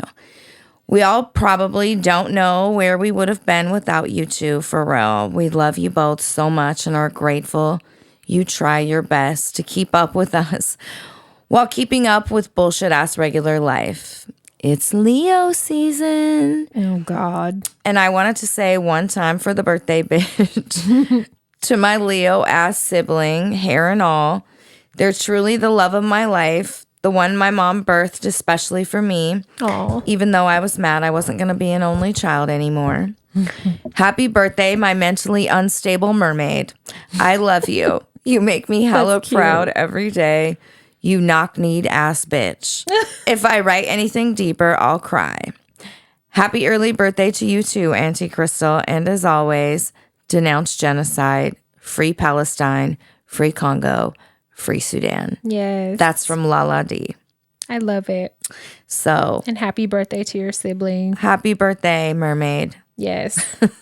My mentally unstable I love mermaid. that. It's so. You want to read this right in? Yeah. Okay, it's 3. Okay.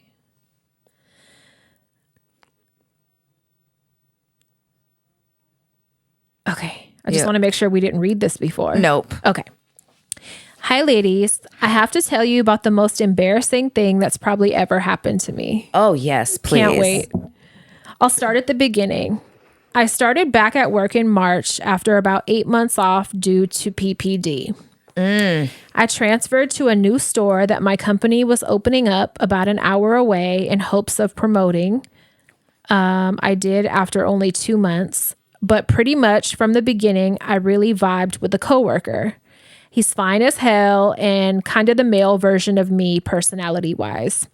Anyway, over the last few months, he's flirted with me and I entertained it for the plot of it all until I found out he had a girlfriend. Oh, no.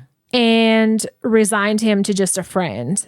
Recently, he mentioned they were having problems and were going through a messy breakup, and it was really affecting his mental health. So I invited him to a family fun day with all my cousins to try to cheer him up and get him out the house. I offered to pick him up and have him stay in my room while I stayed in my daughter's so he could drink, since I am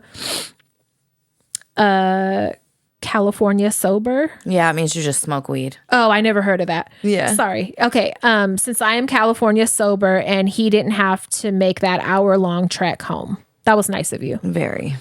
We had a good time and he fit right in. Throughout the night, he was touching me and looking at me with admiration. I knew what was happening and just got awkward because I don't think of him that way anymore. And I would never cross that line with a coworker, as I have worked way too hard to get where I am to let a man ruin it. Good girl. Yes. At some point, we're sitting alone and he confesses that he's been in love with me since the second week of work. I bet. But I make it clear I do like him as a person, but I don't want to cross that line. He was visibly hurt, but respectful of my decision.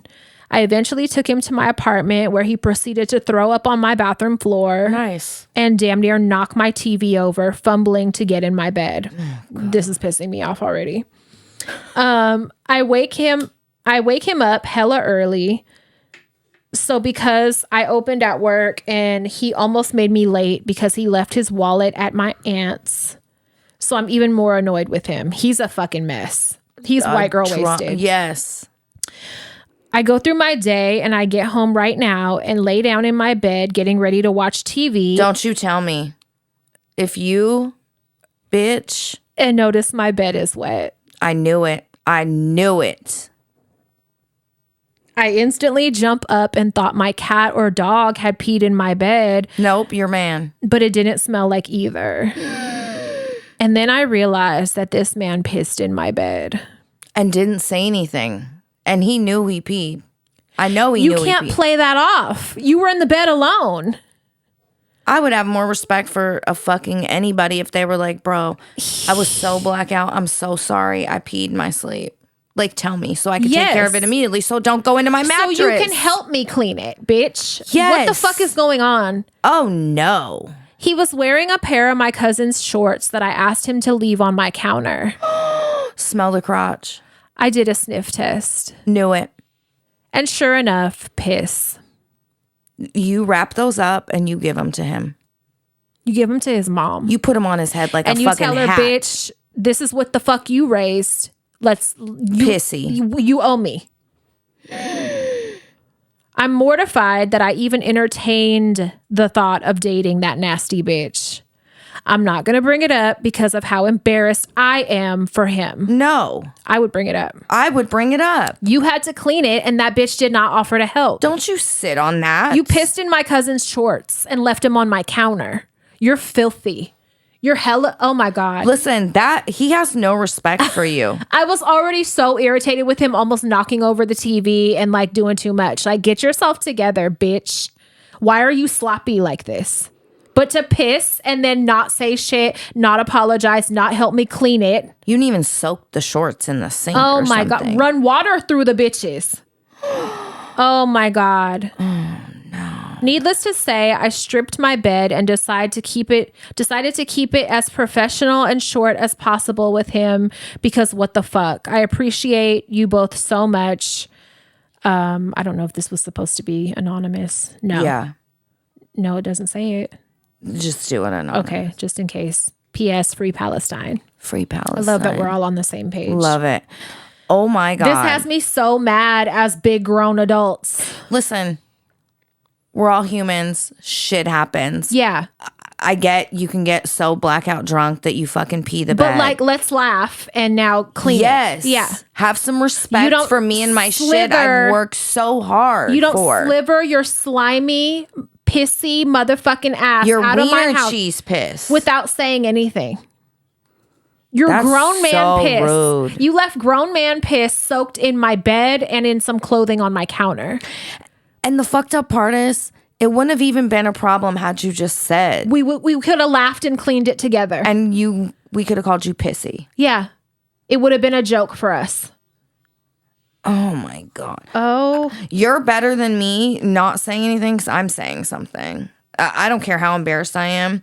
I'm going to be like, that was hella fucked up of you to do that to my stuff. Oh, yeah. I would damn near have somebody whoop his ass. But if you don't want to do that, I get it. Like, but you need to say something. Because he deserves, at the very least, to be embarrassed. To be mortified. Tell everybody that y'all work with. For sure. Everyone.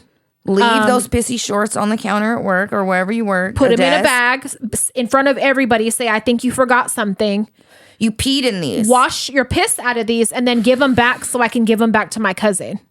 Oh my God, that's so rude. Oh my God. And I'm glad that he got broken up with because he probably beat on her. Imagine what she was probably dealing with. He probably pissed the bed. Oh my God. Okay, I'm sorry. This is very important. So I'm going to read it. Okay. This is a happy birthday shout out for Brian August. Brian. Brian August, we love. He's so funny. A Photoshop fucking king. Any of the funny Princess Peach or cowboy in the fucking mountains or whatever images I've shared have come from him. He's so fucking funny. He's great. Brian introduced me to this podcast a couple years ago, and I've been a patron member ever since. We've known each other since high school, and we're the only two friends from that time who still keep in touch. No matter how busy our lives get or how far apart we are, when we do catch up, it feels like no time has passed at all. I love friends like that. Yeah. We've been through so much together, especially those tough times when we both had major tragedies in our families. Tell us about them. In detail. Your strength and humor helped us both get through that. Speaking of humor, he's one of the funniest people I know. Yes. He's so sarcastic and hilarious. I love it. So witty. I wish you the happiest birthday, Brian. I love you so much. If you were here, I'd kiss you again. Just kidding, kind of. Oh. Ooh, that's a little spicy. I did not know you were a Leo, Brian. I didn't either. Love it. I don't see the name because you didn't screenshot it right. Why didn't I? You didn't, so I can't see who it's from.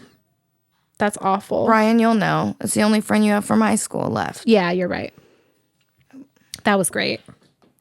Oh, look at you. You're not great. Sorry. Hold on. Technical difficulties, dysfunction coming through. These loose pussy plugs. I know. They're terrible. I hate them. They're really terrible. All right, one more. Hi, ladies. I just want to give a shout out to my little sister, bigger than the big sister, Lolly, for her birthday, August 1st. And as a gift, I'll be subscribing her to your Patreon. Yay, I love that. Thank you both for the many laughs you've provided to us listeners. And that is from Liz. I love that. Happy birthday, Lolly. Happy birthday. Happy Leo and birthday. Liz, you're sweet. Very sweet. That's... All right, I have one. Okay.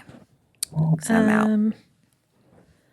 Time after time. Hold on. Let me just make sure we If you didn't fall, read I will catch. Oh my God. Okay. Waiting. I think it's another stupid Leo. Oh, beautiful. It is Leo. Please read. Sorry, it's long, by the way. Hey, Theas. I want to start off by saying that I love you guys and have been a listener for some years now, and I have my older sister to thank for that. Thank you. A couple years ago on Thanksgiving, she asked if I listened to any podcasts, and I recommended HD to me. She mentioned you two were from Richmond, so of course I was sold. I listened on my way home from dinner, and I've been hooked ever since. I feel like she and I definitely share the same dynamic as you two. I'm the introverted, not going for shit type of person. While she, on the other hand, will spark up a convo with some random person and get to know their whole life story. Crystal. She's super fun, outgoing, non-judgmental, loving, and intelligent. I love her to death, and I'm so thankful to call her my big sister. She, in fact, is my very own Crystal. Oh. No, but really, her name is Crystal, and she's a Leo. Oh, love this. Wow. Love it. Twins. Big August 5th. Quit playing with me. Twins. Happy birthday, sis. I love you to death. Hope you have the best fucking birthday on earth. You definitely will, because if and when they read this, this will have been the best birthday gift ever, and no one will ever top this ever again. You're welcome. I love that. Happy birthday, Crystal. And I think this is from Zoe. I'm just basing that on the email. I hope that's your name. I love it. I love that. A Leo. A big August 5th. Happy birthday. Happy birthday. We're on time for that one. I know. We've been doing pretty good. There's more. Hold on. I'm like... Get it, girl. Let me see. Get it, shorty. Get it, shorty. That song's in my head. I got a few running through my head right now. Always. What's new? It's like my own little fucking playlist. Oh, I don't think we read this one. She's a lady. Okay. Okay, we have a write-in. This one will remain anonymous. Okay. I apologize that this will be long. First of all, dysfunction. I grew up with an alcoholic mom and a dad who would take me on dates with his mistresses. Nice. I hear a lot about parents that did that, and I just think of the nerve and the ways that I would murder a husband that was doing that with my children. Oh, fucking kill him. I couldn't keep a secret to save my life back then, so I frequently told my stepmom about the ladies I met. Good girl. I don't know how she put up with it for so long or how my dad didn't beat my ass. I also used to sit over my mom's shoulder and I would watch her get pinworms out of my sister's butt. That sounds We just talked about it last week. That sounds fascinating. Wait, I need to know why she had fucking butt worms. My sister sucked her thumb, and seeing those worms in her booty scared me to never bite my nails and clean my hands if they were ever going near my mouth. That's very common to get them that way. Me as I bite my nails. Yeah, you probably have them. I don't. Tape your butthole tonight. Fuck no. I guess it's no wonder I became a counselor. Thankfully, I've gotten really good at keeping secrets. Every time y'all talk about bad counselors, I'm screaming because I have a friend who is a seasoned counselor and she's just getting licensed in Cali since moving there. So if you're interested, you can let me know. I'll send the info. Oh, I love it. Thank you. I hate hearing about bad counselors because it frustrates me that there are people out here ruining therapy for others. Yeah. Agreed. Okay, so now the jail. Let me tell you, something they don't tell you about working in a men's jail, it happens in prisons too, is how many dicks you're going to see. Oh, I bet. Wiener galore. Pause. I know about this just from life, I guess. Just from hiding in jail. And also how many inmates I've had.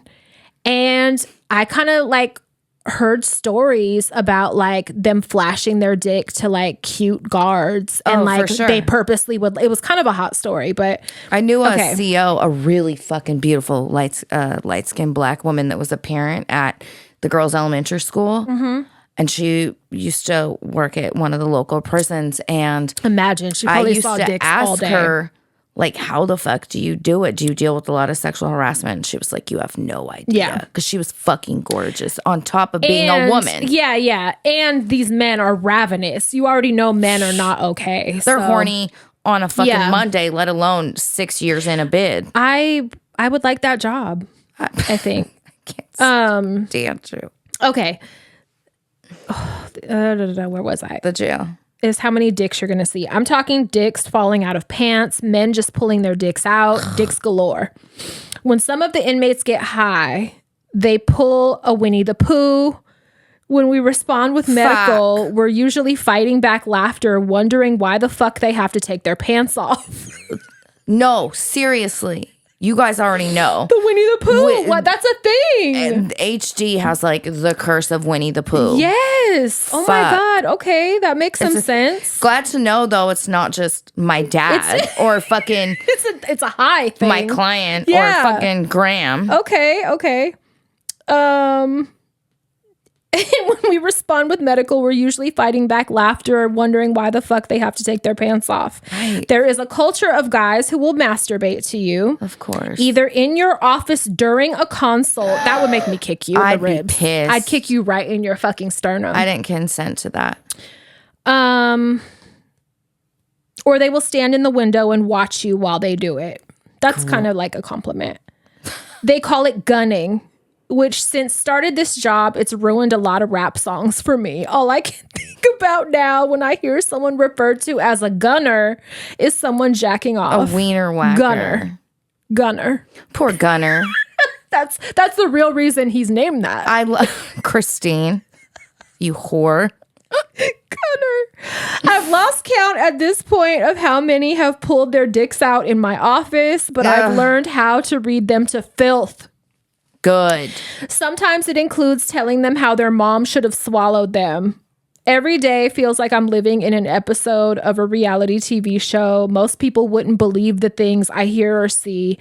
If no one has ever told you they loved you, they're going to have hundreds of inmates telling you. I would tell them how ugly and small their dick is. Most of the time. Some would like it, though, so I guess. Yeah. Most of the time, it's a manipulation tactic. It's always a manipulation tactic. These are men. Yeah. Sadly, we do have dirty cops, of course. Of course.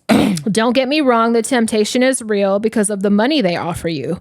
But I don't want to lose my license, and I love myself too much to believe that an inmate who doesn't know me outside my role in jail loves me. For real. Our jail has stabbings daily. This sounds so fucking fun.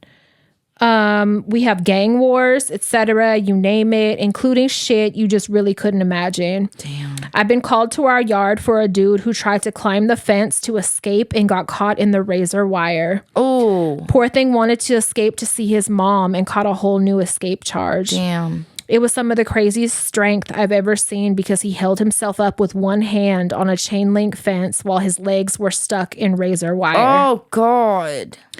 There was a law change in Florida regarding the death penalty and the requirements for jury votes. For that reason, we have a lot of death row inmates who are back from prison getting resentencing hearings. Yep. One in particular is using all his resources to prove the corruption of our state attorney's office. Good. He's already successfully had several prosecutors charged with misconduct and disbarred. Good. That's great. Love it. Love it. If you ever watch The Wire, he's like the Avon Barksdale of our city. Major crime, lots of murders and drug trafficking, but ultimately putting money into his community. I have a lot of respect for the man. He cussed me the fuck out one day. Our death row inmates are in single man cells that we call safety cells. They're 8x10 rooms with showers, toilet, sink set up. That's kind of cool. Their own apartment. And they're behind the 3 lock and key doors. They're behind 3 lock and key doors. And then behind a cell door. Damn. Our jail is first generation, so its bars are not the steel or plexiglass doors you see on TV. When I was on the East Coast and went to jail, I was behind bars. Rusty, scary bars, bugs. I was like, I'm in a new century. This is not the present day. It was so weird. There are rats, mice, roaches, mold. It's nasty. Yeah. Anyway, single man cells are locked down 24 hours a day and they get yard time for 1 hour 2 times a week. Damn. So one day when doing a check-in, I asked how he was doing. Typically, he would give a thumbs up and wave me along. Not that day. He looked up at me and said, "How am I doing? I got time today. How the fuck do you think I'm doing when I'm in this motherfucker locked down 24 hours a day? I've been down 27 years. Ain't no shit you're gonna help me with. So do me a favor. Next time you're on my floor, keep fucking walking." Damn. Respectfully, I would have just took that. I get it. Yeah. Now, I cannot exactly explain what the experience feels like when someone who has been convicted of what he has is cussing you out like that, but I don't know. I didn't flinch or anything. I said, okay, tried to make convo. He waved me away and I left. A few days later, he sent me a message through the officers to please come see him. He told me he apologized for the way he spoke to me, but not what he said. We had an exchange where I told him I respect what he said because it really is a stupid question to ask someone in that position how they're doing. Since then, he hangs up out of his sleep to talk when I come by.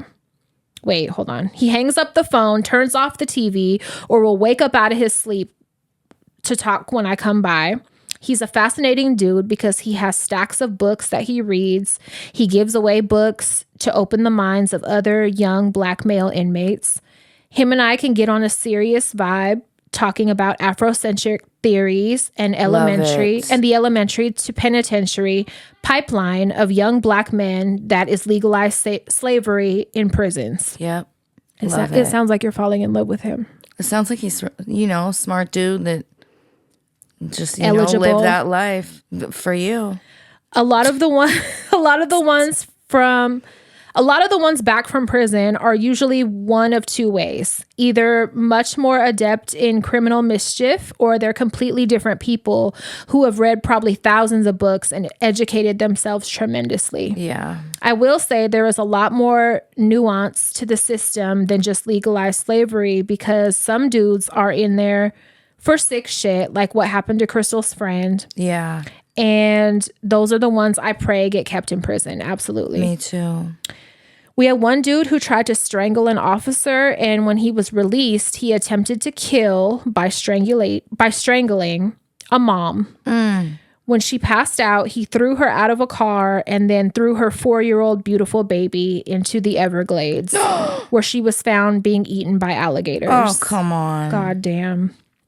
That man, I can't even get started, but I pray his sentence remains. It better. There's so much more I can't remember. I love this. Thank you so much for sharing this. There's so much more I can't remember, but I thought I'd share a bit.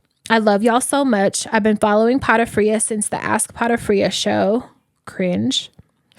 And I love to see your growth since then, Pat. Aww. Thank you so much. And I'll never forget seeing Crystal's IG bio saying she has 2 kids who are unfortunately not baby goats. That was the best bio ever. And that was enough for me to follow her. And then y'all started the show. Thank you so much for all you do. Truly, your impact is incredible.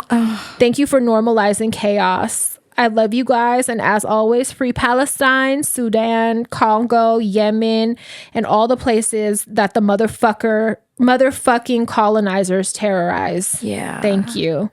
Let me know if you want more stories. I have to dig in my brain, but I have so many. Absolutely. Not babies being eaten by alligators, but you can send those to me privately. Definitely. Yes. I thank you. This is a great write-in.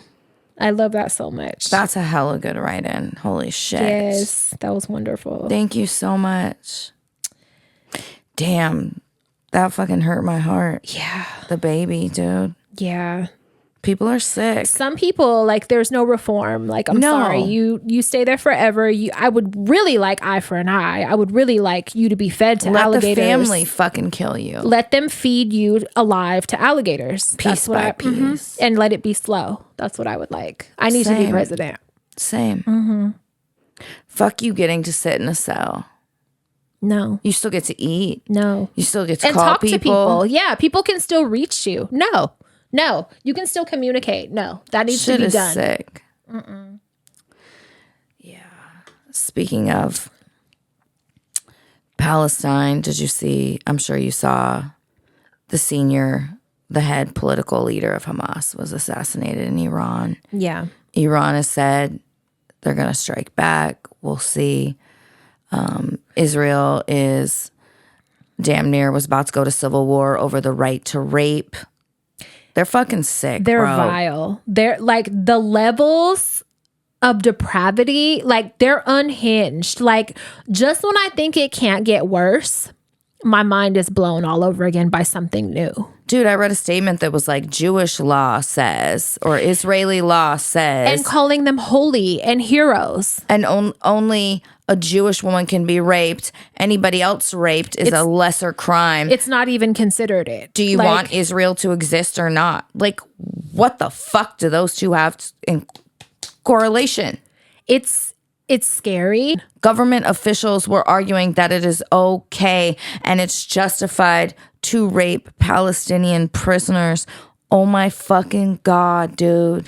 The levels of what the fuck just keep piling on and on and on. And how many examples do people who still support Israel and what they're doing need? How many fucking examples? Yeah. Like, and you know, I have seen some Western media reporting. Yeah. And of course it's fucking twisted and we are a year later. It's very much intentional as far as Hamas being terrorists and la la la. But for anybody who is not too fucking lazy, who takes educate yourself an hour to educate yourself, it wouldn't even take that long. Like I'm being nice. Yeah. I'm being generous. You would know. But at this point, if you haven't educated yourself, then you're committed. You're intentional. To ignorance. You don't want to know the truth. Right. Like you're purposely resisting the truth. You're purposely like, now you're just committed to ignorance. This is what you want. Just say that. Yeah. You don't care. Just say that. Yep.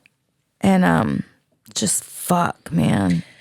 Yeah, it's awful. It just gets worse and worse. And I'm like, I try to distract myself as much as I can, but like, I'm still going to speak out. Absolutely. You know, like I take breaks. We all need breaks from it sometimes, but like, I'm never going to shut up about it. My mind is never going to change. Never. Like, and we're so fortunate that we can take a break. Right. The privilege. So the privilege that we have to even have the option to look away. Like, yeah. And I'm sure we've lost listeners, followers regarding this, but it is what it is.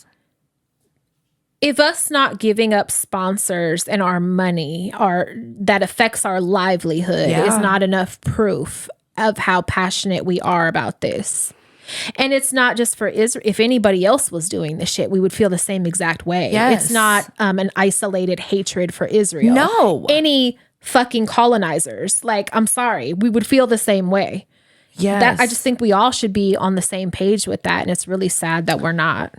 One of my notes I have, I didn't read it, but so for centuries, the Ohangana Manyawa tribe, I might be butchering that, but they're one of the last indigenous groups to have roamed the forests of Indonesia on the remote island of Halmahera. So due largely to Tesla and other greedy companies nickel mining in that area, the uncontacted tribe was actually just recently filmed begging miners for food because they can no longer hunt their land due to the mining. Uranium is being stolen on indigenous land. It's like news stories popping up every day, and it makes me feel bad for having an iPhone. The amount of electric cars that we have, like, there has to be another way. Like, there has to. And you've seen this week the Venezuelan election, the coup that was tried. Did you see Elon Musk, his response to that? We'll fucking coup whoever we want. You greedy white bitch. He is insane. And like on Twitter lately, I like to go there because I notice that they get news first. They get news before, like a day ahead of Instagram and other social media. So like that's where a lot of shit breaks. Yeah. And I go there, I follow a lot of journalists there. It's not really as funny as it used to be, which is sad. A lot of people that I loved on there, their accounts are no longer there. But I check in for news and like to be brought up to date on a lot of shit.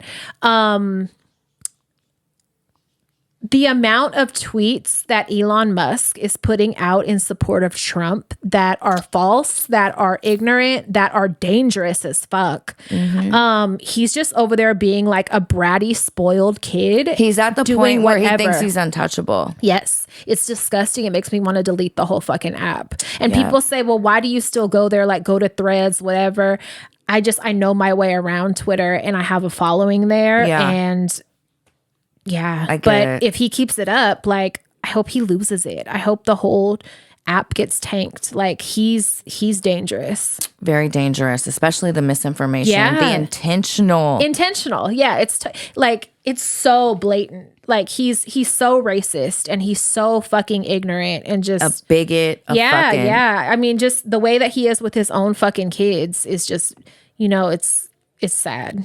He's gross. He's fucking sick. And the world feels very heavy. Yeah, it has been. But just every day it's like, holy shit. There's always going to be something to ruin your day. In the news. Always. All right, you guys. Please leave us a review. Yes. Actually, wait, let me share one because we got one the other day. Awesome. And we haven't got any in a while, and this made me really happy. I also want to say you guys can leave comments on Spotify now. I saw that. That's cool. So can you guys do that? We would appreciate it so much. Yes. To our patrons, thank you guys so much. You keep the show going. For sure. We really do read every message, write in, review. We really do. So thank you. Can I read this one? Yeah. I think it's from Marcy Zombie. Okay. I love this podcast, and she gave us 5 stars. I'm so thankful to have found this podcast, thanks in part to my friend for posting about Hello Dysfunction on IG, and thus I came across HD. Listening to HD makes me feel like my dysfunctional family is normal, and I feel less alone when I'm feeling down about my dysfunctional family members. Fria and Crystal, thank you for being so open and sharing your life with us. Thank you so much. Thank you for listening. Thank you. And thank you to your friend for sharing us on Instagram, because that's an example of how easy it is, and it's free to do that. Support us. And yeah, and it really helps us. So thank you so much. Yeah, thank you guys. We love you. That's it. God bless. Bitch. I don't know why that came to my brain. Carolyn. Oh my God, suck it easy. Go to bed.